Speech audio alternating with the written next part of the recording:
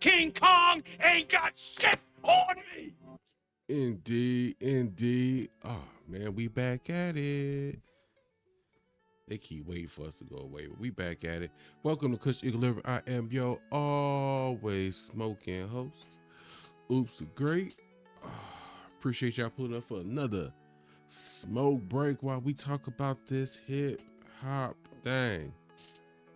And nope, not a Drake topic. Finally, we need a break. We need a break. Appreciate y'all. Like I said, man, I'll be looking forward to these little smoke breaks with y'all and just talk about hip hop and hip hop adjacent topics from time to time. But y'all know my favorite show comes on every Saturday if they make a show. And an interesting topic got broached. And it's something that we talked about not too long ago as far as the quality of music and the role that OGs or gatekeepers play in helping to cultivate quality music. So we're gonna check out a little clip. We're gonna check out and react to a little clip. Let me get the screen share. While I'm doing that, y'all can do like, comment, subscribe. You see it scrolling at the bottom of the screen. Help me take care of the YouTube police. You know what I'm saying? They be all in our business. Want to know what I'm smoking, what you smoking, what I'm drinking, what all that. They don't need to know all that. So if y'all could take care of that little bit of business for me, I appreciate that. But let's react. Let's get some reacting going on. Bigger picture. DJ Hed, Elliott Wilson, Jeremy Heck. Dope topic. DJ Hed, I love it when DJ Hed takes the time to tell these stories because it gives us a glimpse on the stuff that happens behind the scenes that ultimately dictates the viability of getting quality music versus something that somebody just throws out because they think, hey, this sound dope. So let's check out what DJ Hed talking about. Let's take the voice of the West. Let's see what he talking about. I don't know if he gonna trip. So I go to Studio YG. This is right when he's opening the Damn tour. He's about to go. I didn't know he opened that tour. He was about to open the Damn tour. Oh, I didn't know that either. He was on the Damn tour? The West Coast leg of the Damn tour. Okay. He was the opening act. So I go to the studio because it's a big look. Like it's a big deal. Absolutely. Like so it's Compton on tour type shit. Yep. So it's like so I go to the studio and YG is playing me all of these records. He shot a video with YFN Lucci. Like he had all these records. And it was just some cool shit. I'm like, I'm listening to it, whatever. And YG was like, so what you think? I'm like, I don't think you got no records. And he was like, what you mean? I was like, you don't have no After he slaps. played you 10 songs. Hey, to make sure we looking at this under the proper context though, right? Think about this. DJ Hed is having conversations, like casual conversations with people he consider friends. But whereas your friend or my friend, just Joe Smo, whoever, his friends is actually like YG. You know what I'm saying? Kendrick Lamar, Schoolboy Q, Glasses Malone, countless other people. Like, I find it amazing that he can have like real person-to-person, man-to-man conversations with people who a lot of us revere or find to be upper echelon type people. These is the homies. So, hey, shout out to him being able to, have real deal conversations with people that we, a lot of us might have on a pedestal. Proceed. He played me like 12 songs. And I'm like, you don't have no slaps. And he was like, what you mean? This shit hard. I didn't say it wasn't hard. I said you had no slaps. And he was like, well, with this shit coming out. I said, you're too, and this is why it ties into Cardi, but you're too far along in your career as a veteran to play the game like you're not. You have to.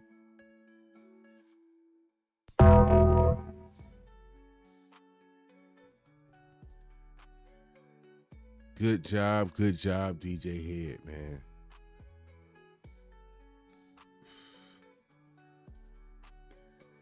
You think you could be honest with yourself for a moment? Quick little conversation from me to you.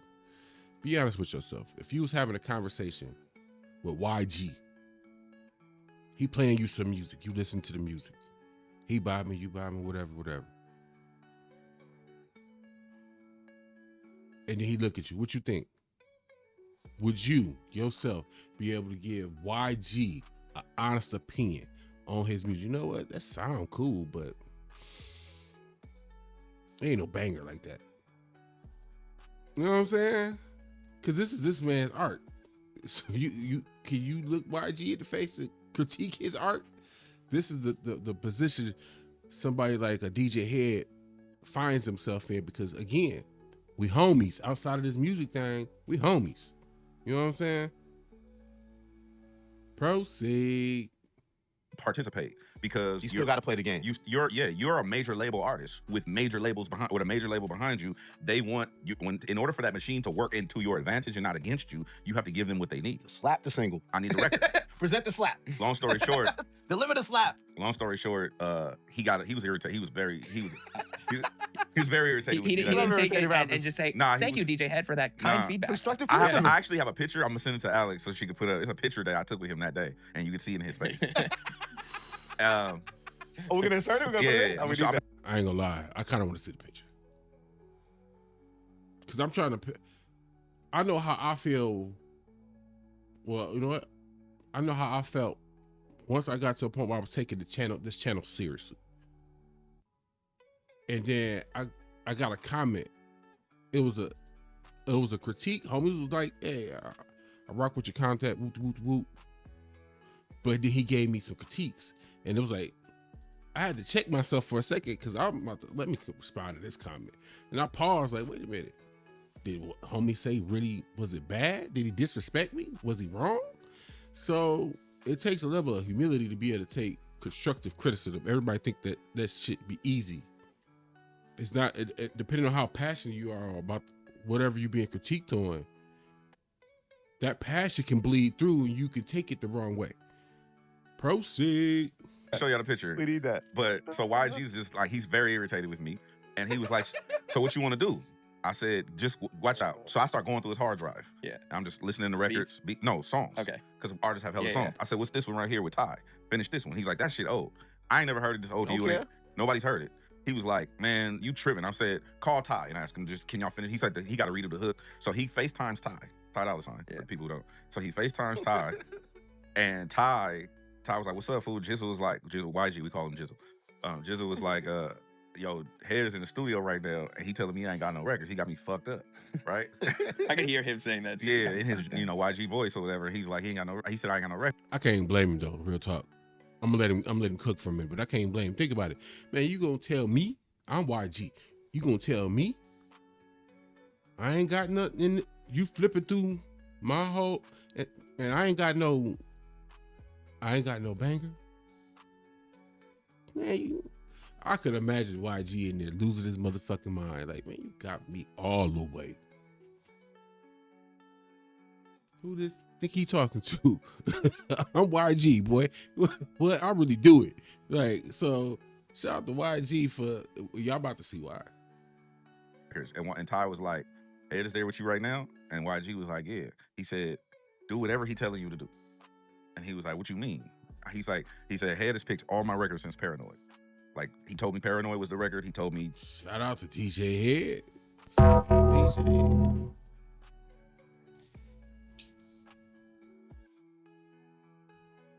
I wonder, listen to this conversation, thinking on this conversation, the way DJ Hed played it back. I wonder if that confirmation from a fellow artist You know what I'm saying?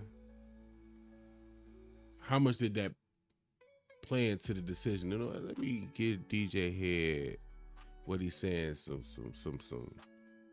Let me mull this over. He might be on to something. He said he picked every song since that song would been a.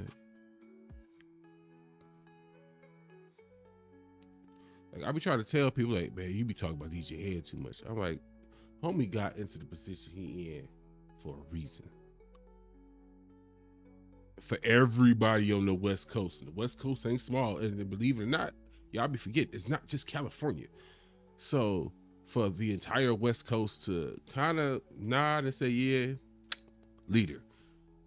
That's a tip of the cap to DJ Hed and the work he put in and the grind he put in to earn that level of respect, because it's not like they have to, but they give it to him freely. So shout out to DJ Hed. Proceed. All of my songs, because I go to Ty's house and I listen singles, to the slaps. the songs. So YG was like, for real? Because he didn't know.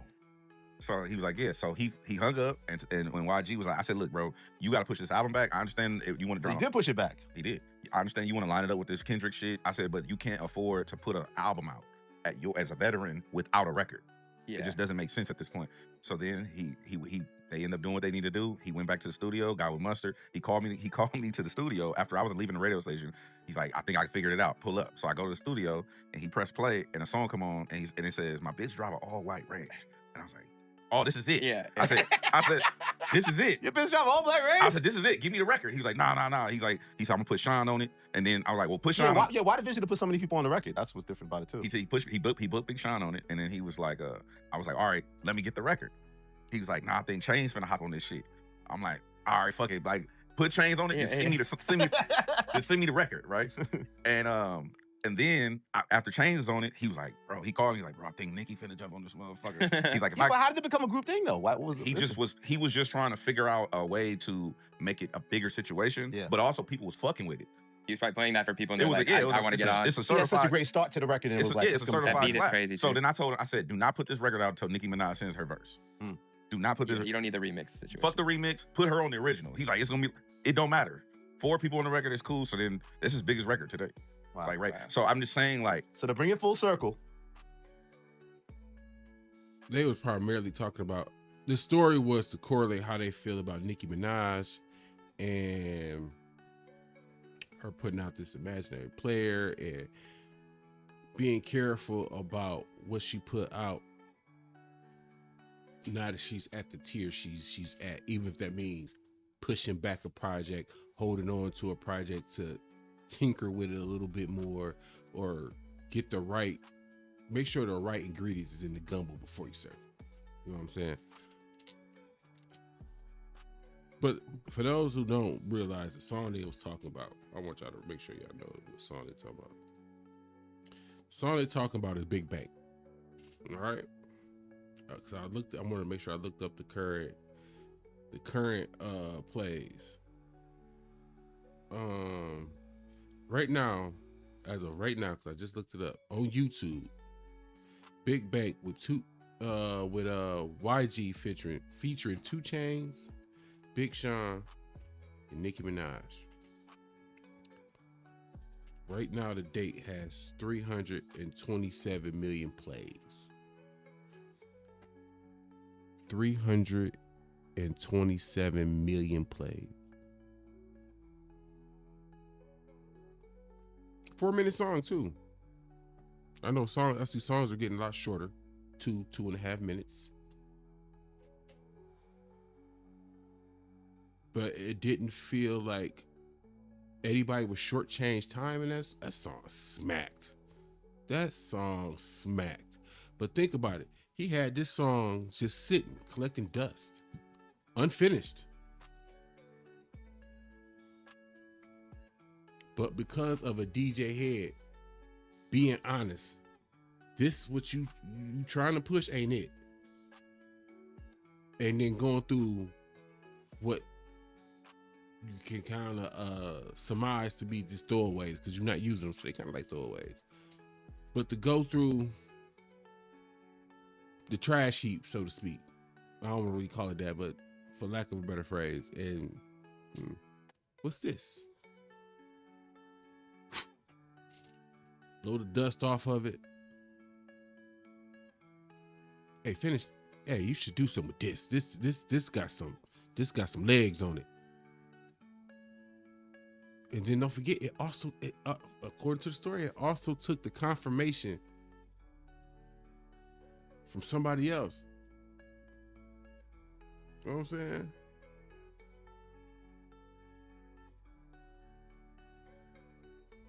It took a confirmation from a Ty Dolla $ign to, you know what? I'm not saying put your career in this man's hand. I'm saying put this next song in DJ Hed hands and watch what happened. And he did. Smash. That's a hit. I say all of that to say this, because this is the question now. You know, I always formulate this to where we get to a question. Here's the question, because we're talking about the quality of music now. We see in the old heads come outside and show the youngest how it's done. Kendrick taking over hip hop. The Clips coming out, putting out fabulous work. You got Freddie Gibbs out here putting on a master class of how to be hip hop and still kind of smooth at the same time. On top of Alchemist beats.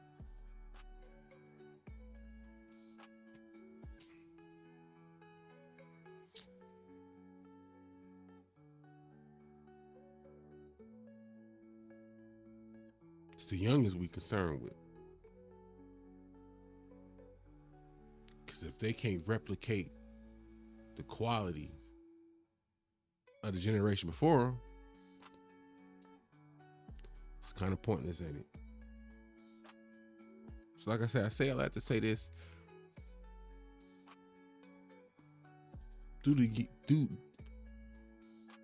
Does the current generation have anybody around them? Do they have the proverbial camp around them that's gonna guide them properly? Hey dog, yeah, I get the homies might rock with this. This ain't it. I'm sure there's moments artists be having sessions, the whole crew rocking, they with it. They whether it's genuinely they rocking with it or they doing it to cause he the money, they rocking with it. But is there the person who like, you know what? We missing something in the gumbo. That's an important question to ask, because sometimes it's the person telling the artist, hey, you wrong about this. This ain't it. You wrong about this. You should put this, we should pause this and worry about something else that's gonna be more beneficial to moving us forward, to moving us up the ranks. Like,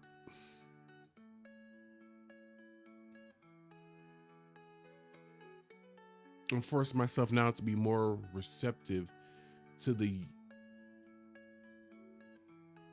current era. I won't even say the current era, but I guess I would say the current era. Yeah, I'll keep it honest.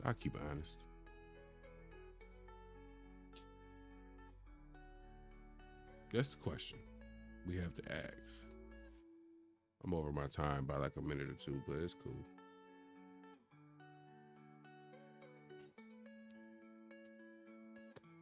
What y'all think?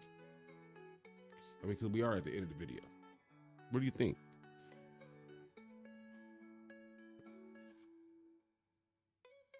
Who's that person in these camps that these rappers got now? Because they all got all these different letters, whatever, YBN, whatever, man, whatever. Does a JID have somebody? There's a Ray Vaughn. There's a AZ Shite.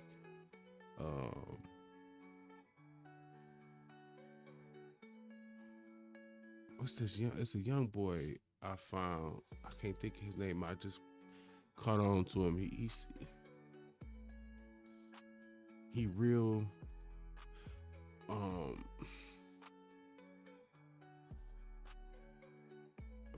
trying to remember how I want to really place him. I'm gonna find him. I'm gonna make a video about him. But does the younger group have, like, I don't know. Y'all let me know what y'all think. I don't want to hold y'all up too much. I appreciate y'all pulling up for another smoke break while we do this hip hop thing. But I'm Oops the Great. Let me know what you think.